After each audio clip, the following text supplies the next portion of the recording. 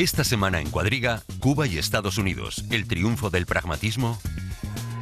Una imagen que durante medio siglo fue completamente inimaginable. La bandera de Cuba ondea de nuevo en Washington. Con la reanudación de las relaciones diplomáticas entre Cuba y Estados Unidos, el aislamiento de la isla llega a su fin después de más de 50 años. Y superar esta larga enemistad se considera uno de los grandes logros en política exterior de Barack Obama.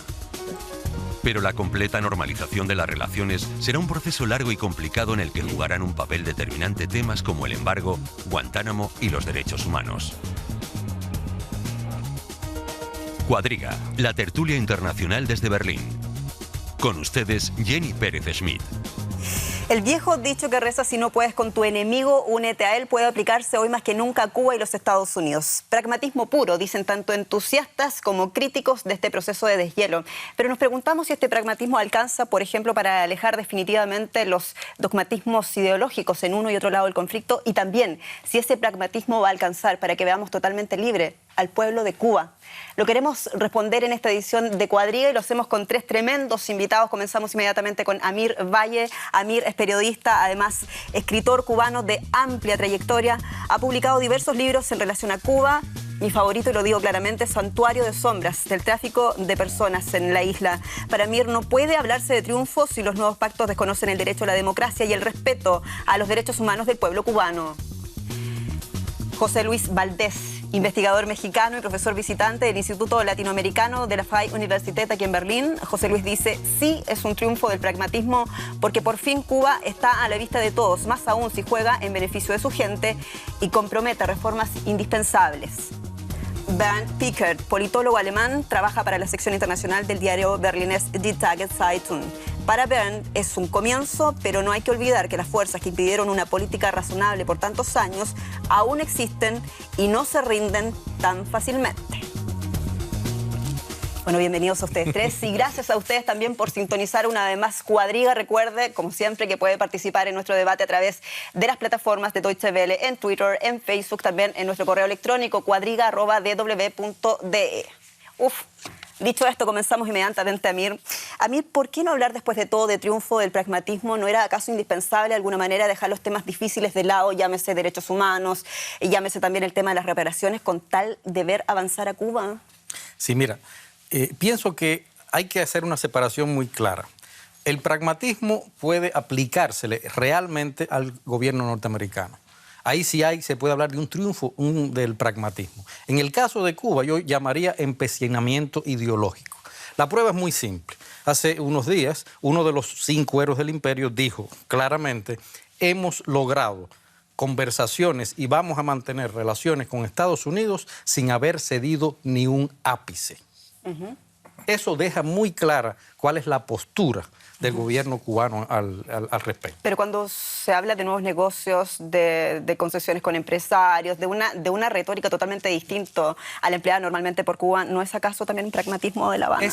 Podría considerarse como tal, pero yo no lo veo, sobre todo porque no se puede desconocer que todo esto está sucediendo luego de un periodo que ellos tuvieron de preparación de lo que hemos venido diciendo durante mucho tiempo, es el neocastrismo. Es decir, estas nuevas figuras de la economía, de las finanzas, de la política, del mundo militar, que están posesionados sobre el poder en la isla y que van a ser los herederos de ese triunfo pragmático de Obama. Repito, Raúl Castro se encargó desde el primer momento en el que estableció su conversación inicial con Obama de decir claro: nosotros no vamos a renunciar a ninguno de nuestros principios. Profesor José Luis Valdés, silenciar los reclamos de derechos humanos o incluso esto de las reparaciones que tanto se pide en los Estados Unidos, ¿no es acaso también pragmatismo por parte de las partes para avanzar en el deshielo? Sí lo es, y probablemente sea también un tema que se relegue durante un tiempo, una vez que se logren los primeros objetivos que son, e incluso el levantamiento del embargo, aunque el levantamiento del embargo está condicionado por muchos actores políticos, al respeto a los derechos humanos y a la liberación de presos, entre otros grandes temas de los derechos humanos en La Habana y en Cuba. Por otro lado, yo sí creo que es un triunfo del pragmatismo en el caso de Estados Unidos, pero también por el hecho de que Estados Unidos es un país que tiene mucha más experiencia en política internacional. En el de La Habana, que es donde no está de acuerdo Amir. Yo creo que sí hay pragmatismo por parte de Raúl, que fue incluso contra la corriente fidelista. Fidel también estuvo de acuerdo, según las versiones periodísticas y de otro tipo. Por lo tanto, yo sí creo que es un salto muy importante, histórico, para los propios cubanos que han estado encerrados dentro de sí mismos, independientemente de que la causa y las cruzadas ideológicas todavía ocupen mucho lugar en la narrativa del gobierno cubano en los últimos años y particularmente en esta coyuntura.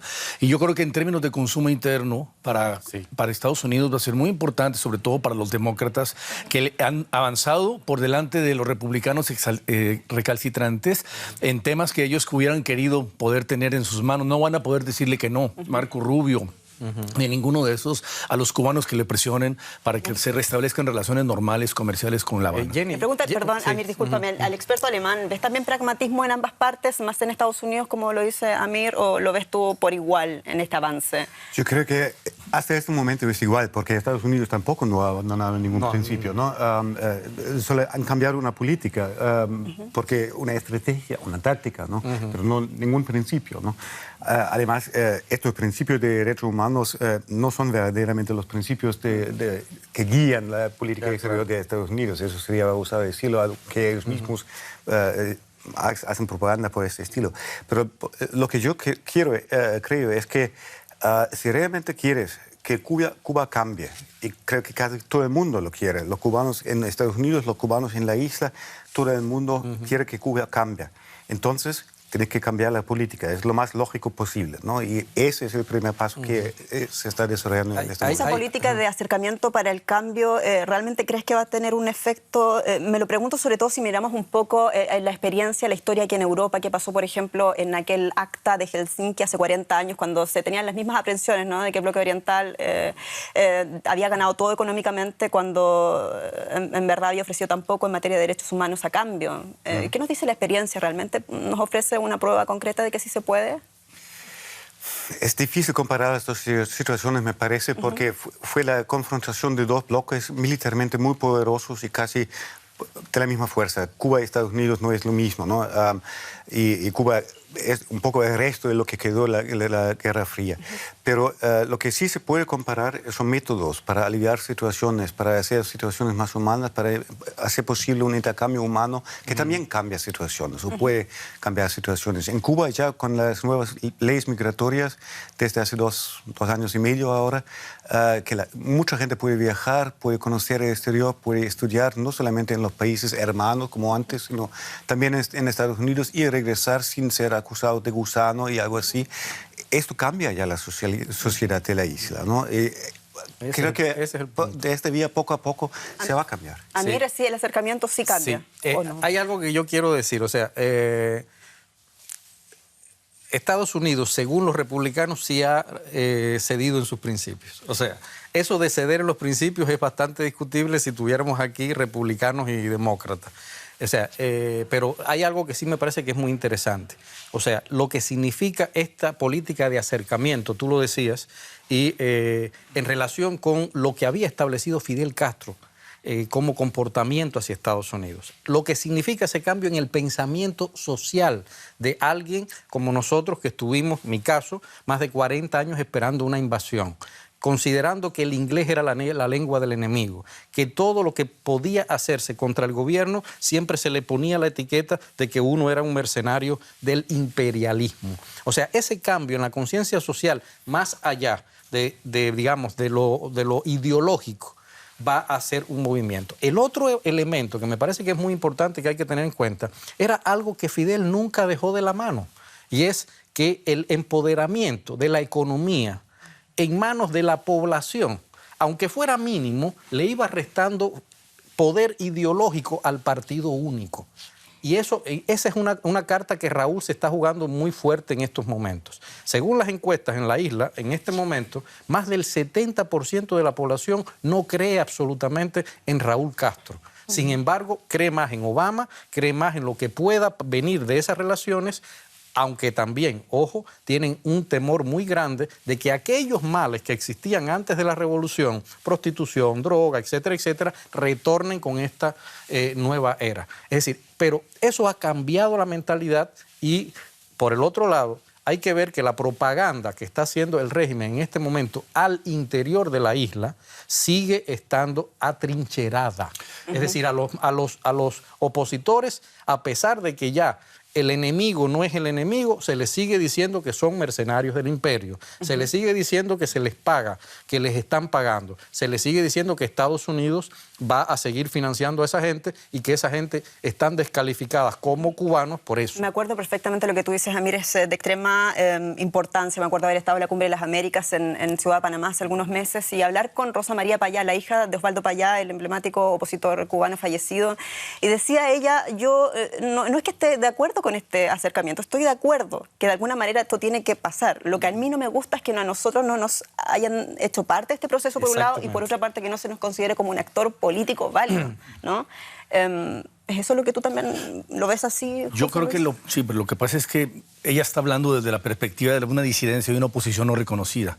En el momento en que se consagran los derechos políticos y sociales de los cubanos en una constitución distinta, en un orden político distinto, entonces sí vamos a tener que este puente que se está ahorita armando, que recuerden que Estados Unidos, como en el 61 con Eisenhower, es el que rompe relaciones con Cuba, significará el principio de una apertura que le puede dar la oportunidad a Cuba de desarrollarse hacia adentro, de manera que ustedes quieren, desde luego, gradual y lenta, pero que va a ser un proceso ya inevitable e imparable. ¿Sí? Exacto. Porque ya el shift generacional que va a ocurrir dentro de poco, en el caso cubano, Raúl no va a poder ser gobernante por siempre, significará que vengan generaciones jóvenes con nuevas ideas, otros sectores, no solo del partido, sino también incluso de la clase política. Yo no descartaría en unos próximos años un gobierno que pudiera incorporar a actores de la oposición razonable para el castrismo y desde luego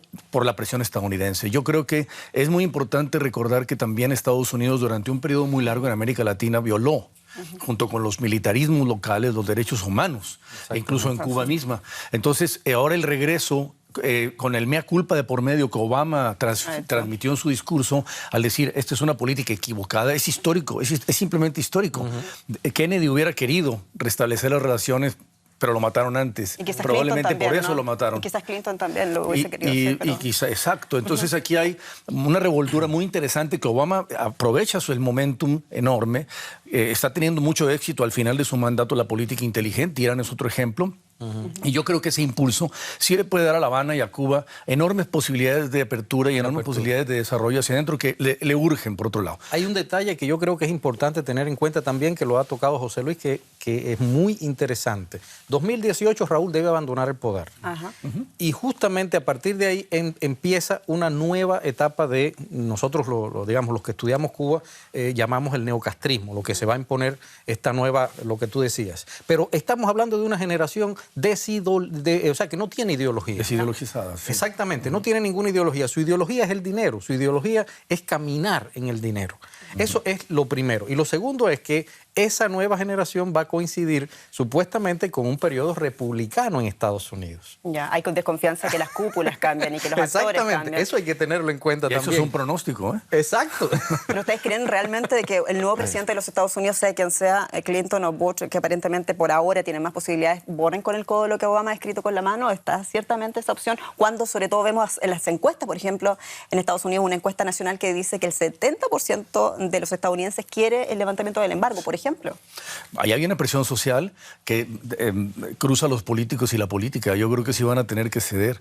Yo creo que la postura de los republicanos es ideológica, precisamente. Es hiperideologizada. Y algunos demócratas, pero sobre todo los republicanos están en una posición digamos, de irreductible, ¿no? O sea, casi peor que el leninismo, digamos. Están peor que los leninistas en un sentido extremo de la derecha. Y eso no les va a ayudar en nada para ganar las elecciones. Por lo tanto, yo aprovecho la provocación de nuestro amigo para decir, yo pronostico quizá lo contrario y la necesidad de continuar con la política cubana una vez que pase por el Congreso y sea consensuada. Así que queremos hablar de las elecciones estadounidenses, no vamos a terminar, ¿no? Pero Yo creo lo mismo también. Las encuestas dicen que hasta en los conservadores republicanos, 55% dicen que están en favor de una apertura y están en favor de levantar el embargo, ¿no?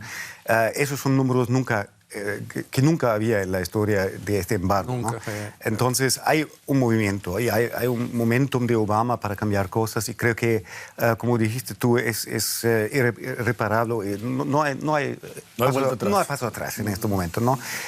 Sin embargo, lo que va a complicar mucho la cuestión cómo ir avanzando son exactamente las reparaciones, ¿no? Porque las leyes que existen, las leyes del embargo en Estados Unidos dicen que solo se puede levantar el embargo algún día si esta cuestión está solucionada. Y hay más que 6.000 ¿cómo se dice? Reclamantes reconocidos ya en Estados Unidos. Cuba, si hasta negocia una recompensación. Eso es más o menos vas al centro de lo que es la revolución, ¿no? Entonces, para el gobierno de Cuba eso es casi, no es posible negociar eso, ¿no? Guantánamo tal vez sí. Las reparaciones que Cuba pide a Estados Unidos por los daños en las décadas por el embargo, Estados Unidos tampoco no lo van a negociar, pero pudieron de alguna manera. De lo que habla Burns, habla de las reparaciones que piden muchos estadounidenses por las confiscaciones que se hizo en la época de cuando todavía Estados Unidos y Cuba de alguna manera tenían relaciones, ¿no? Tras la apertura de la embajada, estamos hablando de la situación cubana, tras la apertura de la embajada de nuevo de Cuba en Washington, en la capital estadounidense, corresponderá pronto ver la embajada de los Estados Unidos en La Habana. De hecho, va a ocurrir el próximo 14 de agosto. Ya este acercamiento del que estamos hablando ahora mismo es parte del legado de Obama. Sin embargo, quedan cuestiones importantes por responder. Lo decía recién Bernd, por ejemplo, el levantamiento de las sanciones del embargo.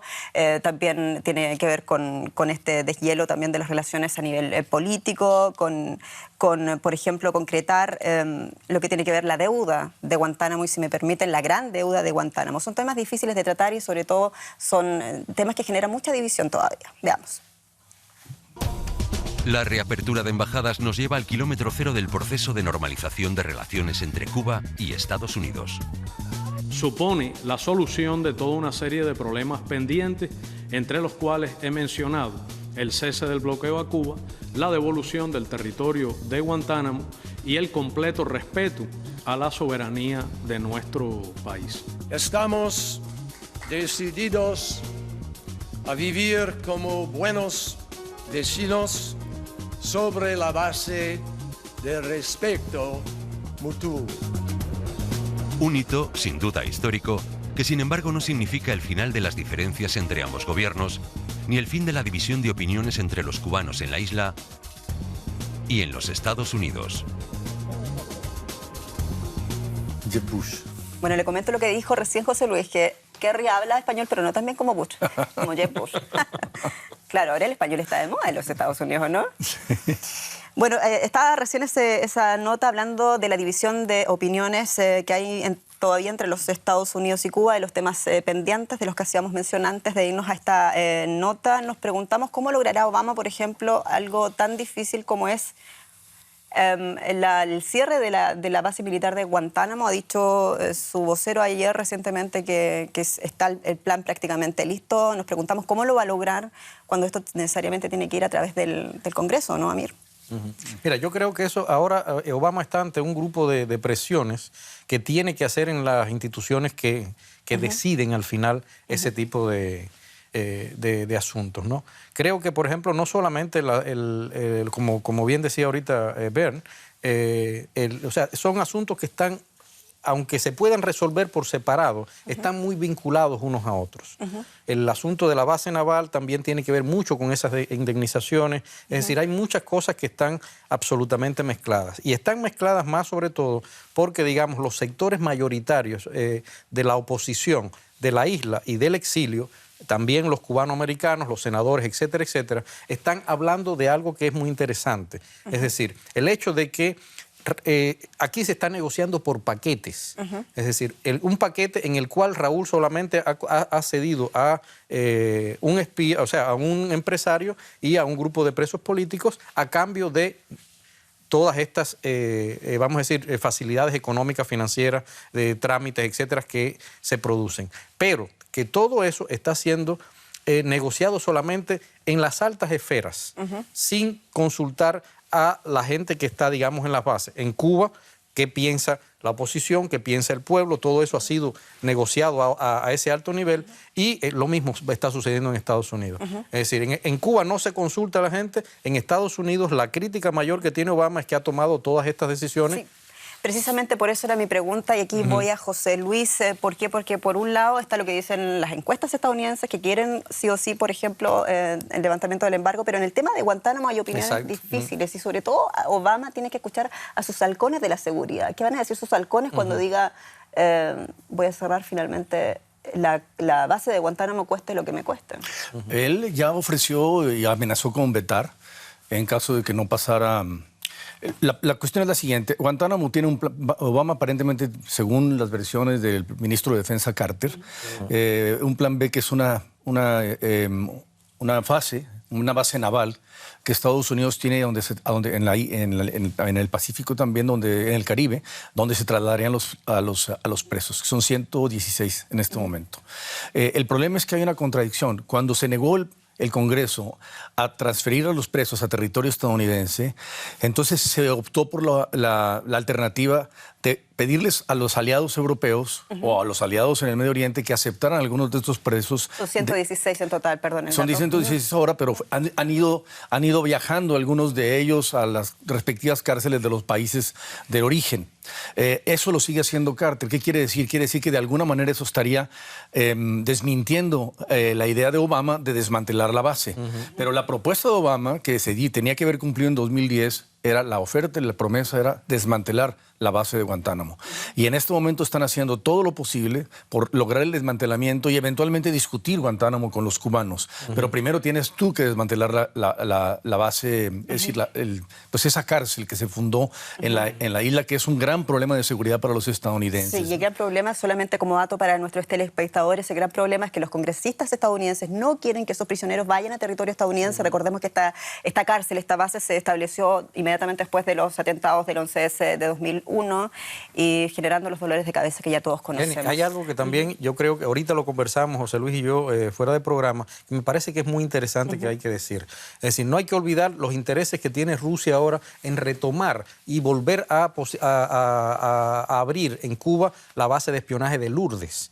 Eso significaría un gran problema para Estados Unidos, por eso estoy de acuerdo con lo que tú dices. O sea, ¿qué piensan los halcones de la seguridad de Estados Unidos? Es algo que Obama va a tener en cuenta mucho. ¿Por qué? Porque ya Cuba y Rusia están dando pasos para abrir esa base. Es decir, habría que ver si esos halcones están de acuerdo en ceder un espacio luego de haber perdido Panamá, como ya lo perdieron. Es decir, ya no tienen Panamá.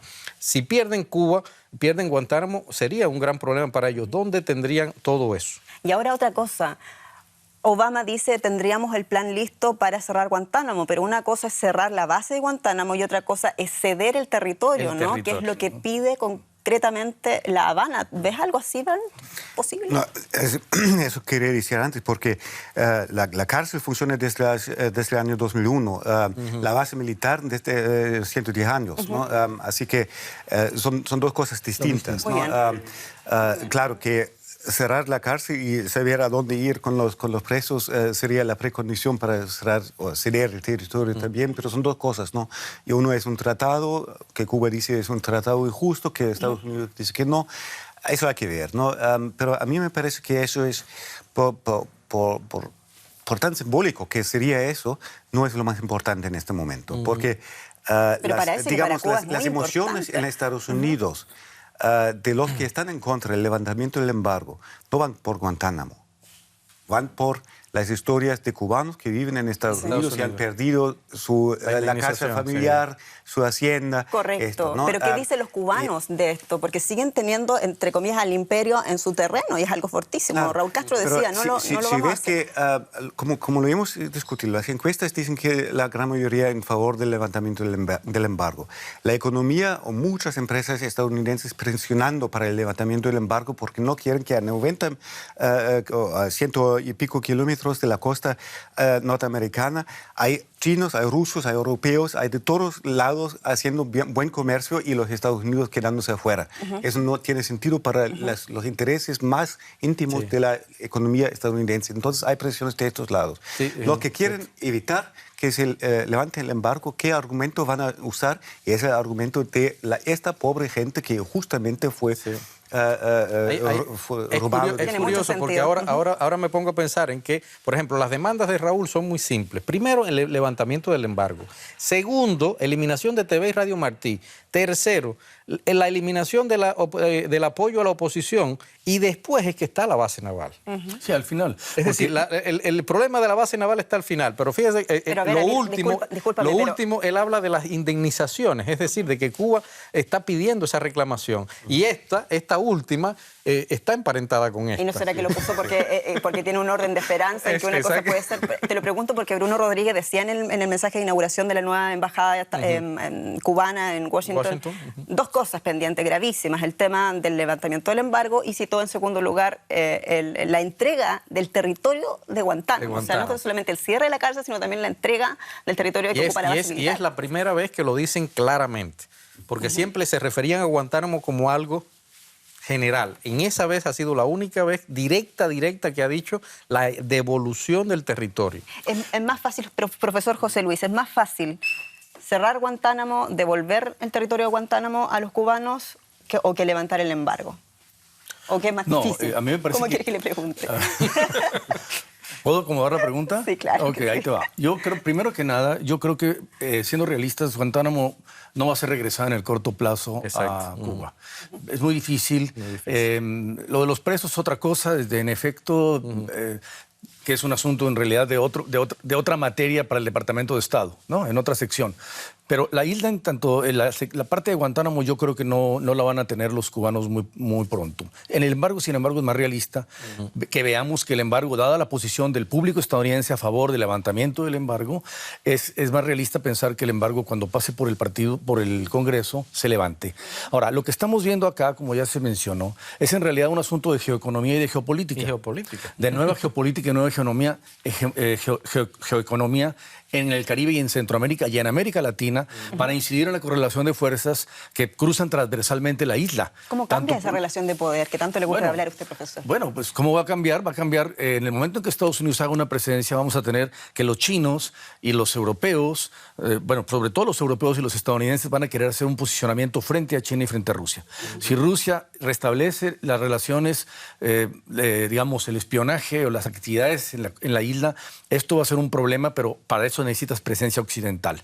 Y dos, en la relación con América Latina, yo creo que Cuba, la relación siempre ha pasado, en el caso mexicano por lo menos, la relación con los Estados Unidos pasaba por Cuba.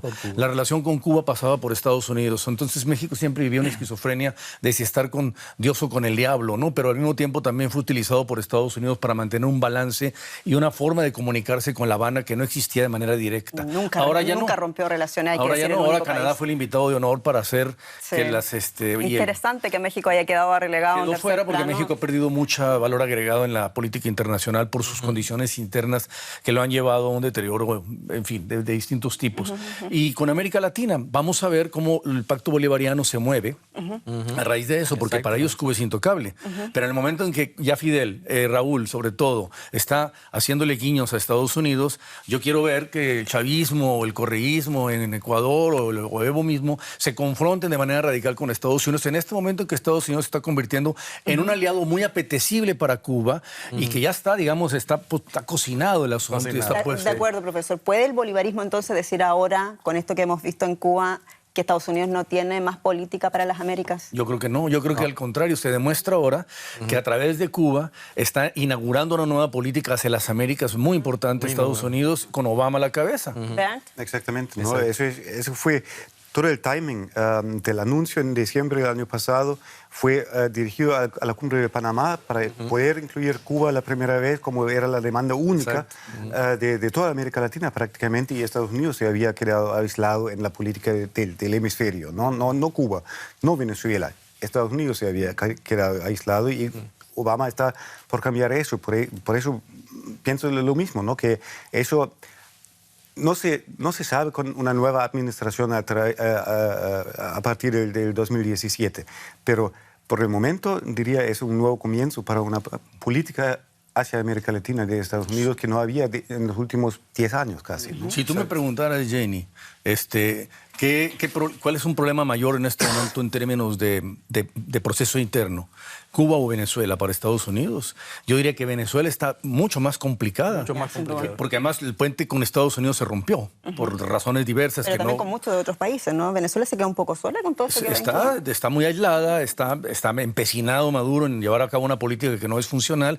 Yo creo que incluso en La Habana ya le han dicho que baje y modere el tono en su última visita, cuando fue a bendecirse con San Fidel. Han guardado mucho silencio en los países del bloque bolivariano. Han guardado silencio y un silencio incluso a veces hasta lamentable. Pero todos querían que Cuba fuera considerada y se restablecieran relaciones con Cuba. Bueno, ya se logró.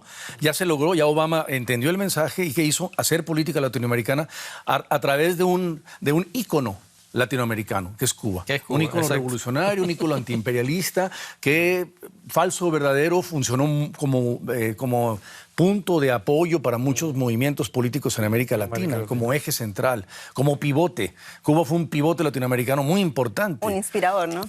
Muy inspirador. Y entonces ahora ya se desactiva el problema cubano, se restablecen las relaciones con Cuba, se arma un puente para poder incidir en la política interna y en otros el puente queda colgante, como en Venezuela, que desafortunadamente, porque ahí los venezolanos están muy expuestos. ¿Y ese puente colgante, Amir Valle, se va a caer? Mira, yo creo que aquí estamos asistiendo a una, digamos, Venezuela durante un tiempo, si se acuerdan, creo que desde el 93, realmente Cuba bajó completamente su importancia en América Latina, siempre estuvo, pero el chavismo y Chávez, o sea, todo el periodo de Chávez, levantó a Venezuela como el gran... vamos a decir, el gran enemigo de Estados Unidos, la cabeza de América Latina. Ahora de pronto todo eso ha cambiado, pero ha cambiado, como bien dices tú, por la cantidad de errores y de meteduras de patas del gobierno chavista. Y Cuba de pronto levanta todo eso, pero levanta, yo siempre apunto y trato de mirar alrededor. ¿En qué momento levanta? Levanta en el momento en el que Rusia y China están incidiendo en América Latina, en el que de pronto la Unión Europea por primera vez se da cuenta de que ha hecho horrores con su política exterior y quiere meterse en ese momento. Es decir, en ese momento la pieza de Cuba vuelve a ser la manzana, Cuba vuelve a ser lo que fue en la década en los tiempos de España, la perla de las Américas, la llave de las Américas. Esa palabra uno no la puede olvidar, la dijo Valeriano Weyler. Cuba es la llave de las Américas, quien posea esa llave tiene el control de las Américas. ¿Por qué razón? Habrá que verlo y ahí la historia lo ha demostrado. Pero lo importante yo creo que es que Cuba de nuevo empieza a estar al centro de las Américas. Bueno, y esa llave, Amir, de la que tú hablas tan magistralmente como tus libros, la quieren todos, tú decías, la quiere América Latina, la quiere Estados Unidos, también la quiere Europa. Uno se pregunta qué pinta en todo esto Europa. Bueno, hay mucho interés también de los europeos en Cuba. De hecho, dan cuenta de aquello, por ejemplo, la visita del presidente francés François Hollande a La Habana, también la visita de los ministros exteriores de España, de Italia, la jefa de las relaciones exteriores de la Unión Europea, por ejemplo, y también recientemente la del ministro de Exteriores alemán Frank-Walter Steinmeier. Es primera vez que un ministro pisa la isla después de la reunificación alemana, así de importante. Bueno, Steinmeier estuvo 2 días allá en la isla y algunos críticos aquí dicen que fue muy poco y muy tarde. El creciente interés que despierta Cuba desde diciembre del pasado año es patente también en Europa. En mayo visitó la isla el presidente francés François Hollande. Y hace aproximadamente una semana también viajó a La Habana el máximo jefe de la diplomacia alemana, Frank-Walter Steinmeier. Se trató de la primera visita oficial de un ministro de Exteriores de la República Federal a Cuba desde la reunificación alemana. Alemania quiere mejorar las relaciones bilaterales en los ámbitos económico, comercial y de cooperación. Tras reunirse con su homólogo Bruno Rodríguez, Steinmeier mantuvo un encuentro con Raúl Castro, con quien abordó también un tema espinoso, el de los derechos humanos. Pero durante su breve visita a Cuba, el jefe de la diplomacia alemana no habló con representantes de la disidencia. comenzamos con Ben. Ben, ¿qué te parece que Steinmeier, el ministro, no se haya reunido con la disidencia cubana? Era de esperar. Alemania tiene un gran interés en este primer momento de reabrir las instituciones culturales de Alemania, más que todo el Instituto Goethe, que tiene un representante en Cuba que no puede trabajar realmente, ¿no? Trabaja un poco con la Asociación de Maestros de Alemán, pero una representación real no hay. Alemania tiene un gran interés de firmar un acuerdo de cooperación cultural, lo que ya tenían listo una vez en el año 2003, pero después de la Primavera Negra en Cuba, de la detención de 75 intelectuales y opositores, entonces se rompió todo eso y en este momento no está en la mesa este acuerdo, pero lo quieren firmar y mientras que esto no está arreglado, Alemania anda de muy bajo perfil en cuanto a todo lo que se puede. Hay muchos que critican dentro de Cuba y también critican aquí en Europa precisamente ese bajo perfil de Alemania. Nos dijeron Alemania pudo haber hecho un esfuerzo político aún mayor. Recuerdan que fueron solamente 2 días que estuvo Steinmeier en La Habana y que a lo mejor nada se dijo, eso se sabe, que nada se dijo en la agenda respecto a estos consejos o de alguna manera esta asesoría que pudo haberle brindado a Alemania en materia de transición, por ejemplo, económica, cuando fue algo que vivió la reunificación Alemania, esto de pasar de un sistema comunista a un sistema social de mercado, por ejemplo. No se vio eso. ¿Por qué Alemania no lo hizo en esta etapa? Bueno, pero eso es lo que Steinmeier dijo cuando estaba ahí, estaba preparando el viaje, dijo que nosotros con nuestra experiencia de transición podemos ayudar. Pero, por supuesto, eso no es lo que quiere escuchar Cuba, porque Cuba no se ve en una situación de caída del sistema, sino que se ve en un modelo de apertura, pero muy autoconsciente de sus sistemas y sus principios, que no es comparable con la caída de la RDA o la disolución de la RDA, ¿no? Entonces, hay que ver un poco la retórica también, pero creo que Cuba tiene interés más que todo en la cooperación económica con Alemania, más que todo que al revés, ¿no? Hay empresas turísticas alemanas que tienen interés en Cuba, pero ya están presentes, ¿no? Y además los inversores en industria y en otras cosas. Correcto, por eso uno se pregunta qué es lo nuevo después de la visita del ministro de Exteriores alemán entonces, cuando ya había una relación cultural, ya había una relación de comercio. Por lo demás, ¿no ha habido avance respecto a esa oficina comercial en La Habana? No, de parte más de que Alemania, todo ¿no? es que creo que Alemania quiere estar presente, ¿no? También. En este momento en La Habana viene gente de todos lados, ¿no? De todo el mundo, buscando cómo influir en este proceso o tener algo del proceso. Y Alemania se había quedado un poco afuera, ¿no? En comparación con los demás países de Europa, pero también en comparación con los más países industriales del mundo, ¿no? Entonces la visita era necesaria, pero no es prioridad para Alemania. Y para Cuba tampoco, ¿no? Si viste las revistas cubanas, la prensa cubana el día siguiente, después de la visita de Steinmeier, era una nota, pero no era una gran nota, ¿no? Bueno, eso era 3 días antes de la reapertura de la embajada en Washington y todo el mundo se controló. Hay que reconocer que el concierto y la coyuntura no era quizás la mejor, estaba Alemania embuida en este asunto con Grecia, por otro lado estaba a puertas la reapertura de la embajada, pero Mir, ¿tú lo ves así? ¿Cuánto necesita después de tú a Cuba, por ejemplo? Voy a dar un detalle, ya y voy a hablar como escritor en este caso. Lo curioso es ver, y estoy de acuerdo totalmente con ver, es decir, yo creo que Alemania fue para estar presente y quiere estar presente con algo que no ha dejado de tener nunca, que es su relación académica, cultural con la isla. Eso se ha mantenido pese a todo, se ha mantenido por distintos cauces, pero se ha mantenido. Lo curioso es que la visita de Steinmeier ocurre y justo un día antes sueltan a varios intelectuales que habían estado presos por un tiempo en Cuba, entre ellos el escritor cubano Ángel Santiesteban, que había sido apoyado aquí por parlamentarios, por 30 parlamentarios de la Unión Europea, por un parlamentario alemán, por el PEN Club, por distintas instituciones culturales. ¿No fue coincidencia? No, exacto. Uno se pone a pensar a esta hora, qué coincidencia que llevamos 3 años pidiendo la liberación de este hombre y de otros dos artistas, y que de pronto liberen a este hombre justo cuando llega a eso.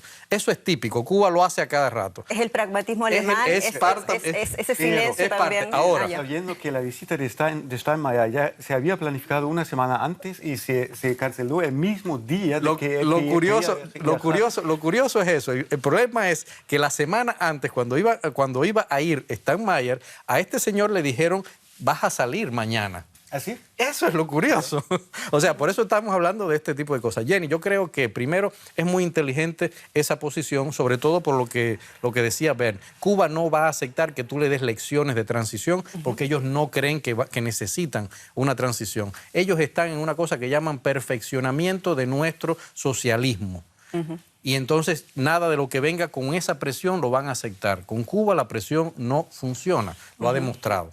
Y aquí hay algo que es... La diplomacia cubana siempre ha sido... Bueno, la diplomacia en general. Yo quiero decir dos cosas. Uno es la diplomacia secreta y otro la diplomacia pública, ¿no? Exacto. Lo que tú exteriorizas en el discurso, que es normalmente la parte oficiosa y oficial de la posición del actor X. Y la diplomacia secreta que tanto le gusta a Alemania. La secreta es la que empieza a dar resultados sin que tú te des cuenta en preámbulos como este, por ejemplo, en visitas de Estado y ese tipo de cosas, y tiene resultados silenciosos, pero resultados al fin. ¿Sí? Entonces, esa es una cosa que podría estar empezando a ocurrir con Cuba. Y dos, la apertura comercial que vaya a lograr Cuba y que seguramente va a lograr dentro de ese socialismo perfeccionado, entre comillas, desde luego, puede también significar apertura política. Algunos teóricos del liberalismo, del liberalismo comercial plantean que la apertura económica puede dar pie para la apertura política en algunos casos. En México coincidió.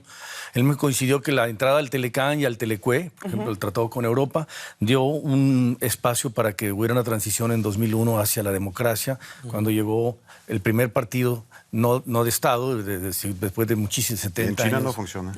Y no funcionó, tampoco, en efecto, no funcionó. Pero el momento, digamos, fue un momento interesante. Y ese era el miedo de Fidel Castro también. El modelo que aparentemente Cuba está pensando, el gobierno cubano está pensando es China, ¿no? China. Sí. Una apertura total económica, capitalismo un poco dirigido por el Estado, pero una cerradura y censura y total control en la esfera política. Excepto porque no tiene el poder económico, ¿no?, que tiene China. Pero repito, ese era el miedo de Fidel. Fidel decía que el que cedía el poder económico podía perder el poder político. Pero déjeme nomás observar esto. En China no existe una oposición fuerte como la que sí existe en Cuba, visible, relativamente libre, relativamente perseguida. Es decir, bueno, ahí están caminando por la calle, trabajan con muchas limitaciones. Es decir, Profesor, perdón, la mala noticia es que se nos acabó el tiempo. Podemos seguir sentados aquí discutiendo. No hay más. Muchas gracias, Ben. Muchas gracias, Amir. Valle, muchas gracias, José Luis Valdés, por esta edición de Cuadriga, por esta discusión. Puedes seguir participando a través de nuestra dirección de email cuadriga@dw.de. Soy Jenny Pérez aquí en Berlín. Esto ha sido Cuadriga. Muchas gracias. Hasta pronto.